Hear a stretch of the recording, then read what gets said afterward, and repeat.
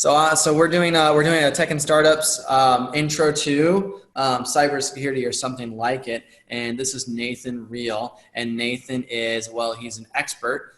He's been working with cybersecurity and people who need cybersecurity for several years now. And so, Nathan, if you want to enhance your introduction first, who are you? What do you do? Yeah, so I've been working with different vendors through the last couple of years as a cybersecurity expert, just assisting companies just developing a better strategy, implementing product, understanding how my company can continue to innovate to adjust to their needs and their requirements. And just being in this field, I've picked up a lot of knowledge and have had many conversations with Alex over the years about it. And so he just asked me with, the background of everything going on with work from home to kind of just drive down and maybe finally put some content of my own together and help in that capacity too, to just chat with people about what are some of the things I see and what are some things, small things that they can be doing to keep themselves safe. So let's talk about the super high level and then the little lower level. So the super high level is maybe one word, the word that is the name of all the stuff you do. And then we'll dive into, hey, people are coming out of their offices and working from their homes, which aren't maybe not the most secure places. And so we want to get ready to be able to handle that. So first, what do you even call this thing of keeping everything safe and secure? What's that called? Yeah, so I mean, the general term is like cybersecurity. The idea that, we all live in this new cyber online world, and then how do we keep everything safe, reliable, and accessible to the people that need access to it, and not any malicious person that may want to steal or extort any of that data or money. Mm-hmm. And then we have, as people begin to exit the office and work from home, and they already are, and this includes government offices, financial institutions, places where medical records may be held.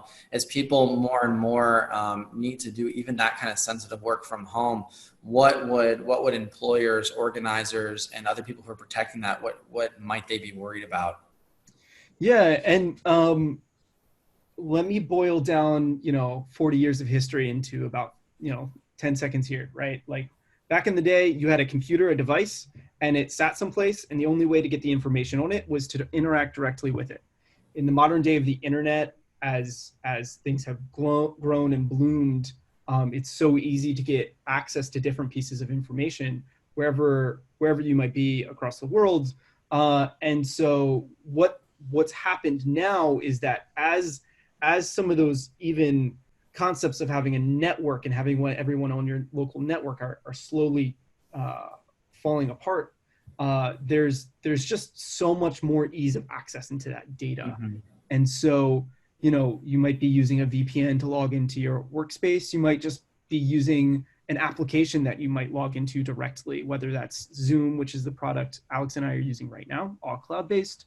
It's so simple to use. That also means in some ways it's also simple to exploit. And so, I've spent a lot of time over the last 2 months talking about this with different people, both in preparing and for deploying different pieces of infrastructure to support this.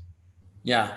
And I think that's exactly the process, especially as I speak with people who are not just in the US, but around the world, people who are working for government offices, but they're not necessarily essential employees. So they're not supposed to be on the road. So I know people who are, for the very first time, being allowed to take a computer or a laptop into their homes. And some people who are not. And so they are they're employed. They've been assigned work. They have things that they're supposed to do, but they're actually not capable of doing it because they're not able to access their physical machines. Or another example is I have people in my life who are using a VPN for the very first time, or hopefully they're using a VPN for the very first time. I have people who are accessing files remotely for the very first time. They've had they've had a long career of accessing in the office, and for the very first time they're logging on using whether it's Zoom, Google Drive, just a number of things for the very first time, which to some of us feels surprising because if we're, if we're hanging out in Silicon Valley, for example, we're kind of used to a certain kind of atmosphere of shared files and moving things around. But what we forget in our bubble, right, is that we and our friends and our colleagues, we don't represent the world. In fact, we represent a small minority of the world's workplaces and the world's workers. Yeah, and it's one of the things I'm most appreciative about in my position is I get to work with people who, want to develop a security practice in their companies that are bleeding edge, right? And then I also work with people that, haven't really done a great update in the last 20 years, and a lot has changed since then. And so it's really interesting to implement some of those concepts that transcend kind of where someone is in that process, and develop a strategy with them that is effective in how they secure their corporate data, let alone ways that they can implement some of the same concepts to protect their personal data too. So that's a great spot, I think, for a segue, which is strategy. And so if I'm coming into this, perhaps I'm doing cybersecurity for the first time, but if we can focus a little more on I have an office, but now people are working remotely for the first time, or maybe a lot more. What am I going to be concerned about with my strategy at a high level? Yeah, super high level. It comes down to what you're trying to protect. If you're an author that is working on their latest sci-fi book, that's a very different way and it's a different strategy in a lot of ways. If you're an accountant trying to establish a better practice around securing financial files. So, the first thing is to identify what is crucial, what is possible, what's your highest value piece of data, and then the second part is, where does that live? How is that currently accessed? So once you've identified what is, your crucial data, you can start to understand the normal ways in which it's accessed. Generally, a login or a direct connection, a direct network connection, specifically like a VPN, or just being on that network, a shared network file. And you can develop a little bit tighter strategy in securing that, right? So if I'm using code, I might have, if I'm in a technology organization, I might have an internal version of Git or some other file versioning system. Yeah. I have a friend who's an inventor, right? And so one of the things he's talked about before is just protecting his intellectual property from being, just accidentally taken from a malicious user, on a hacker, right? Whether that be someone in China or local in the US or a competitor or a giant toy manufacturer, having his intellectual property secure and protected in that capacity is something that he cares deeply about. And what else are we thinking about? So we've got our virtual world strategy, right? Yep. And then what else? Yeah, I think the other thing to keep in mind, is why would someone want to take your information, or do they care, right? So if you're an author that may have 1 or 2 employees that help you kind of edit your books or do such and such, right? That might be, you're the only people that may actually care about that is someone who's read one of your books and didn't like it, and now they're a ticked off, internet troll that's going to come after you and might have some coding skills. I don't think that person has to worry too much about China coming and sending with all of their resources against them. No state against China, right? Just a use case. Well, I can imagine too, I could be worried about someone being a little playful with my social media account. So maybe they don't know me, they don't know in this case, not my intellectual property, but I have a brand or reputation.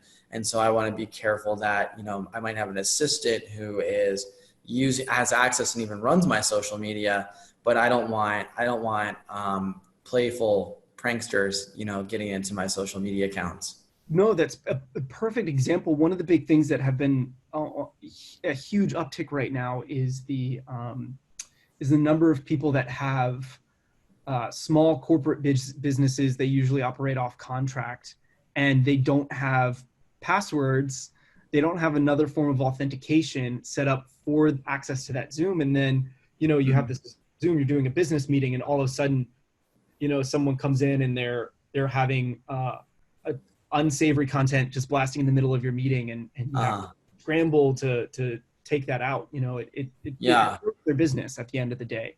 And so understanding the ways that you're making sure that the access to your data is really secure is one of the first steps there, right? Yeah.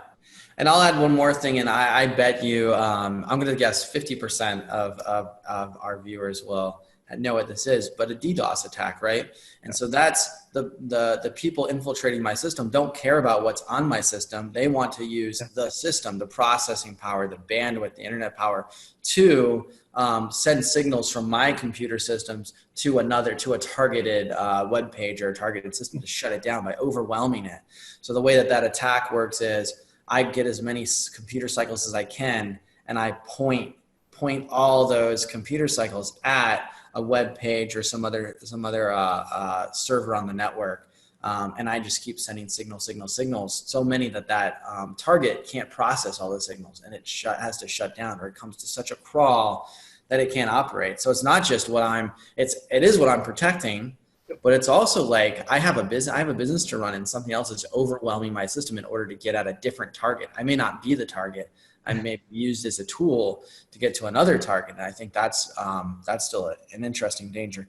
I think one thing I'm noticing is some of this is about being remote, but some of this is just security in general. It's going to happen. It doesn't matter where your staff is sitting. It's still a risk. Yeah, exactly. And understanding some of the changes in the time that probably remain moving forward. So, and again, right, like some of these are just basics, just like you were saying, right? Like making sure you're putting passwords on things, kind of basic. One of the big things that I talk about consistently is multi-factor authentication, so something beyond just the password, whether that's a text message bump or an email bump or direct, kind of one of those app-based options, having a way to know that you're the appropriate person accessing that data, that isn't just something something that a hacker can steal, that password from someplace else, and then now they have your password. Along that same line is a password manager, and just having good password practices. One of the things I can actually do for you, Alex, is I've got a good document that I can share on some of the best password practices. There's this old, I'm going to date myself here a little bit, which is funny because I'm still pretty young. There's this thing called Leet Speak, which is something old gamers used to use in early 2000s to like talk with letters and numbers. And one of the things now that you can use that to is just having passwords that it's easy for you to remember, but it's hard for like an AI to breach, just because you're adding just an extra degree of complexity in there. So I'll make sure that I get that out to you, so any readers interested in some password best practices can take advantage of that. Perfect. Yeah. And what about physical security? So when people are going home, they're taking home their laptop, their phone, maybe special hardware that is proprietary. Yeah, that's a great question. So the big thing when it comes to hardware stuff, I get this question all the time. What's the most secure device? What's the most secure mobile phone? The most secure device is the one that's up to date. At the end of the day, you could have this happens all the time. Windows comes out with a new laptop, Apple comes out with a new smartphone, Android comes out with a new device, and there's always going to be someone out there who's going to want to break it the first time. And so when you're conscious of the fact that there's no such thing as a perfectly secure device, the best thing you can do is keep your operating system up to date.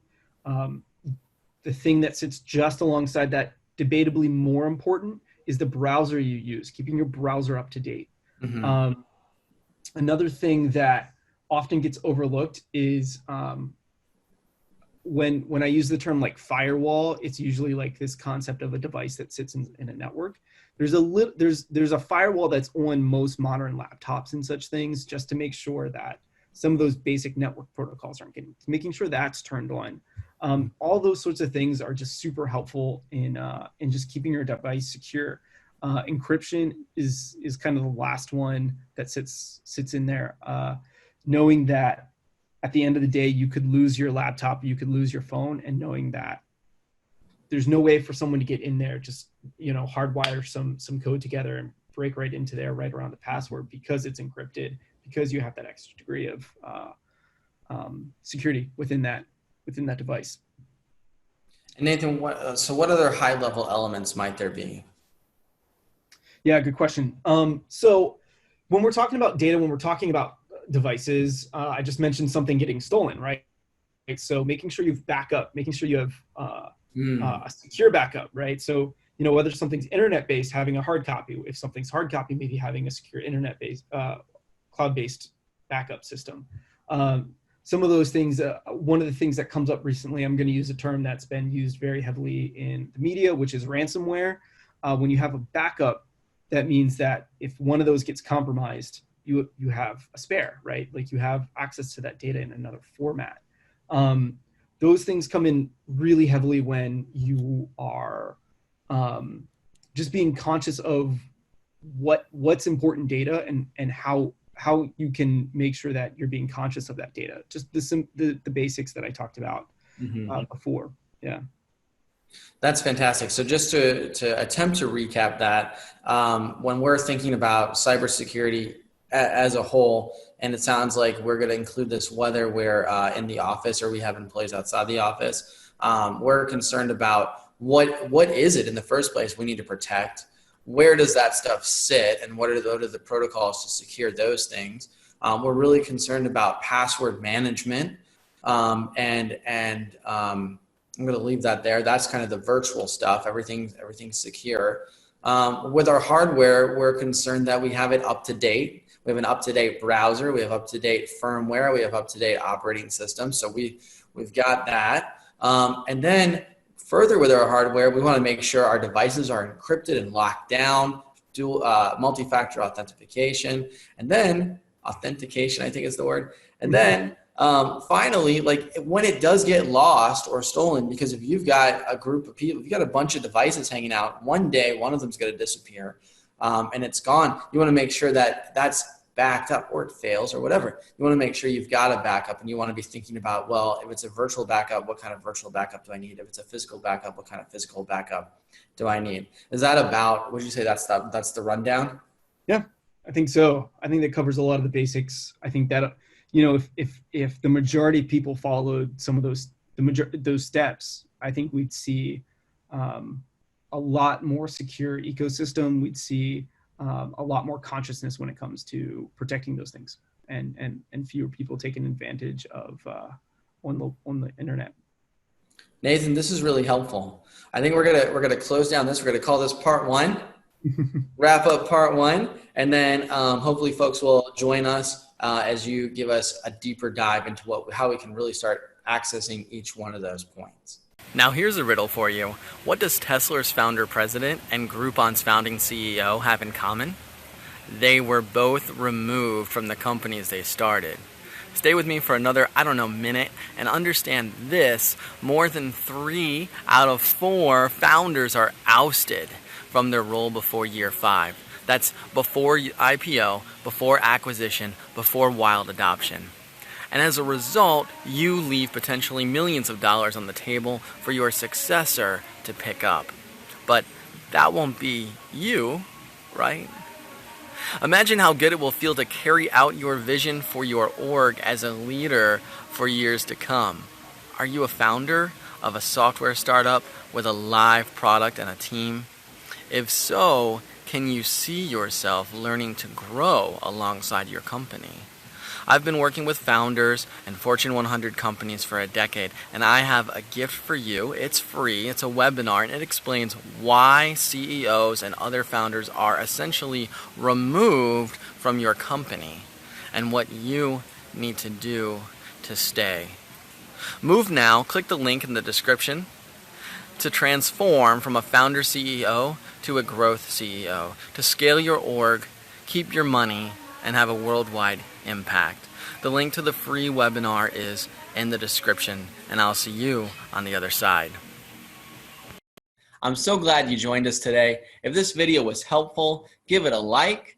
Go ahead and subscribe and hit the bell so that tech and startup videos continue to show up in your feed.